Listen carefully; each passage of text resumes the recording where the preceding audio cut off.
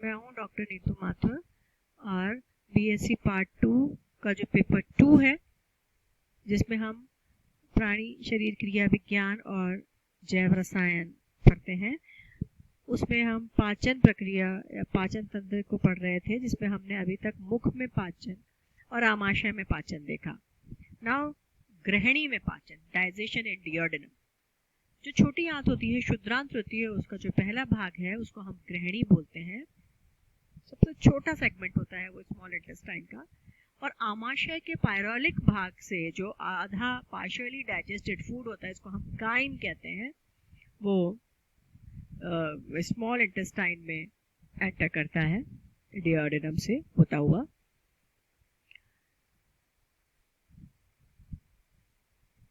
डियोडेनम जो है वो लगभग 20 से 25 सेंटीमीटर लंबाई का सी शेप की संरचना होती है और इस सी शेप के बीच में अग्नाशय उपस्थित होता है, जो बहुत इंपॉर्टेंट संरचना है।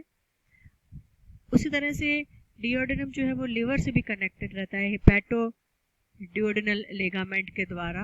और वो जो एरिया है, वो जो जंक्शन है जहाँ पर कि डियोडेनम जो है वो लिवर से बाइल इसके अंदर आता है, काइम के अंदर मिक्स होता है, जंक्शन यहाँ पर उपस्थित होता है। डियोडेनम के अंदर मुख्य रूप से ये हार्मोन जो स्रावित होते हैं वो उस काइम को पाचन में मदद करते हैं।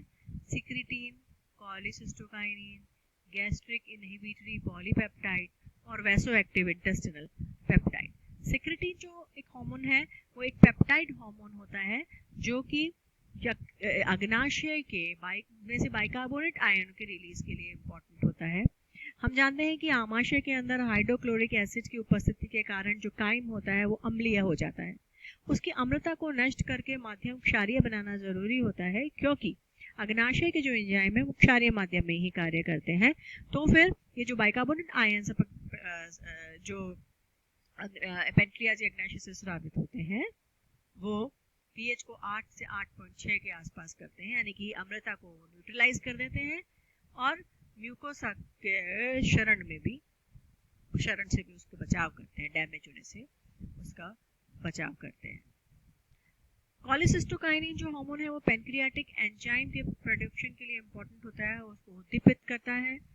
और बाइल जो है, जो गॉल ब्लैडर है, जो पित्ताशय है, उसको भी कॉन्ट्रैक्ट करने का कार्य करता है, ताकि वो बाइल को रिलीज कर सके, पित्त को रिलीज कर सके।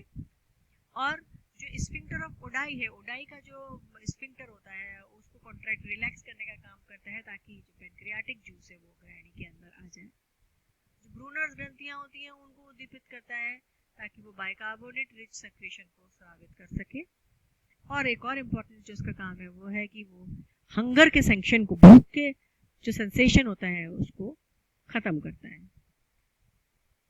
गैस्ट्रिक इनहिबिटरी पॉलीपेप्टाइड एंटेरोकाइनिन के सेल से बनता है, जो कि डियोडेनम की होती है, और वो गैस्ट्रिक सिक्रीशन जो है, जठरीय जो स्राव है, उनको कम करने का काम करता है। क्योंकि जठरीय स्राव जो है वो अगर ज़्यादा रिलीज होते रहेंगे तो वो डैमेज कर सकते हैं आंत को।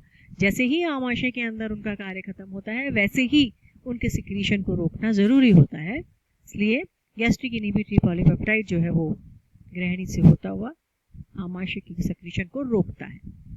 उसी तरह से वैसोएक्टिव इंटेस्टिनल पेप्टाइड है, हालांकि ये तंत्रिकाओं द्वारा स्रावित होता है और इसका कार्य जो है वो अभी पूरी तरह से समझ में नहीं आया है, लेकिन ऐसा माना जाता है कि ये रेगुलेट करता है, नियंत्रित करता है अग्नाशयी रस और पित्त के कंपोजिशन को, और उनमें जो गट है, जो नाल है, उसके अंदर ब्लड के फ्लो को कंट्रोल करने का काम करता है। डियोडेनम या ग्रहणी के अंदर अगर हम केमिकल डाइजेशन देखें, उसका रासायनिक प्रक्रिया देखें पाचन की, तो हम देखते हैं कि दो इम्पॉर्टेंट जो ग्रंथियां हैं वो है ये लिवर, यकृत, और दूसरी ये अग्नाशय, पैनक्रियाज। यकृत से निकल के अंदर जो ये पित्ताशय है, गॉल ब्लैडर है, इससे ये पित्त नलिका निकलती है, कॉमन बाइल डक्ट निकलती है, और ये स्फिंक्टर ऑफ ओडाई है, एक ओपनिंग है जिससे कि थ्रू ये डियोडेनम की निचली सतह पर खुलती है। उस तरह से अग्नाशय से भी पैनक्रियाटिक डक्ट्स निकलती हैं और ये भी अल्टीमेटली स्फिंक्टर ऑफ ओडाई जो है उसके द्वारा ही डियोडेनम में खुलती हैं। तो स्फिंक्टर ऑफ ओडाई जो है वो कंट्रोल करता है इन दोनों पित्तरस और अग्नाशयी रस के डियोडेनम में आने को कंट्रोल करता है। जो पित्तरस होता है वो एक येलोइश ग्रीन कलर का पीला हरा सा फ्लूइड होता है जिसमें कि पानी, कोलेस्ट्रॉल और फॉस्फोलिपिड्स के अलावा बाइल सॉल्ट्स होते हैं जो कि टोरोकोलेट, सोडियम टोरोकोलेट और सोडियम ग्लाइकोलेट्स होते हैं।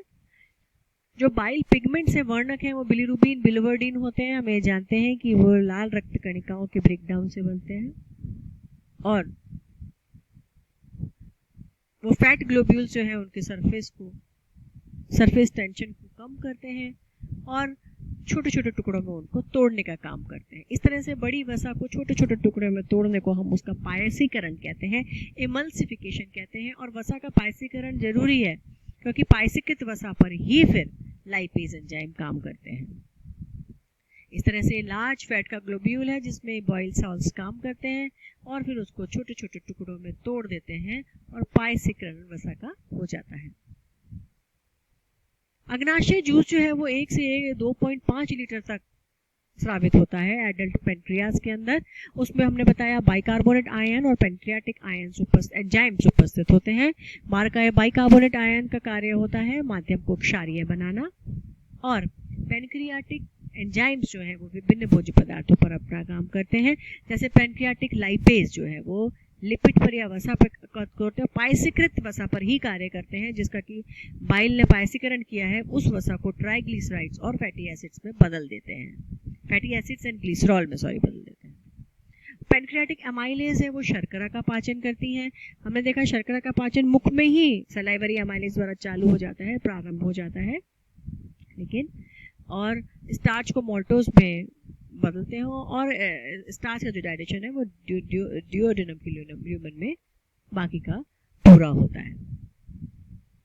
प्रोटीएजेस जो है पेनक्रियाटिक प्रोटीएजेस एंजाइम जो होते हैं वो पेप्टाइड बॉन्ड पे कार्य करते हैं। ये हैं ट्रिप्सिन, काइमोट्रिप्सिन, कार्बोक्सी पेप्टिडेज और इलास्टेज। ट्रिप्सिन एंजाइम एक मेजर पेन प्रोटीएज एंजाइम है जो प्रोटीन के ब्रेकडाउन के लिए, पाचन के लिए जरूरी होता है। अभी देखते हैं कि जो अग्नाशय की एसिनाएं हैं वो उनका ही पाचन ना कर ले, इसलिए ये हमेशा एक इनएक्टिव प्रिकॉर्सर या ट्रिप्सिनोजन के रूप में रहता है और जब ये डिओडेनम में आता है अग्नाशय से तब ये ट्रिप्सिनोजन ट्रिप्सिन में कन्वर्ट हो जाता है और ट्रिप्सिन में एक एंजाइम एंटेरोपेप्टिडेज या एंटेरोकाइनेज की उपस्थिति में कन्वर्जन होता है और वहां पर ये एक्टिविटी करता है अपनी और उसके बाद में ये कैटेलाइज करता है active form chymotrypsin, carboxy peptidase और इलास्टेज को एक्टिव करने का और जो कि अल्टीमेटली प्रोटीन का डाइजेशन करते हैं। हम ये जानते थे कि डिओडेनम जो है वो प्रारंभ में खाली डाइजेशन का ही उसका मुख्य कार्य माना जाता था, लेकिन डिओडेनम में इस ग्रहणी के अंदर कई बार सूक्ष्म विलाय भी उपस्थित होते हैं, बहुत ही कम मात्रा में उपस्थित होते हैं।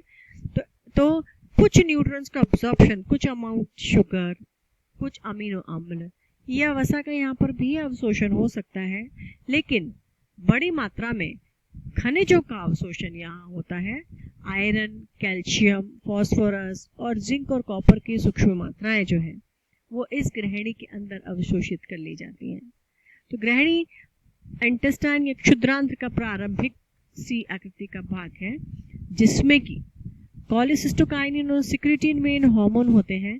कॉलिसिस्टोकाइनिन पित्ताशय को उद्दीपित करता है पित्तरस निकालने के लिए और सिक्रिटिन अग्नाशय को उद्दीपित करता है अग्नाशयी रस या अग्नाशयी एंजाइम्स को स्रावित करने के लिए, जो कि ग्रहणी के अंदर आते हैं और ग्रहणी में फिर आकर जो ये स्फिंक्टर ऑफ ओडाई है वो इनके सिक्रीशन को कंट्रोल करता है। ग्रहणी में आकर जो है ट्रिप्सिन प्रोटीन का पाचन करता है, एमाइलेज जो है वो कार्बोहाइड्रेट का पाचन, शर्करा का पाचन करता है और लाइपेज पायसीकृत वसा जिसका कि पायसीकरण बाइल ने कर दिया है उस पायसीकृत वसा को फैटी एसिड्स और ग्लिसरॉल में परिवर्तित कर देता है।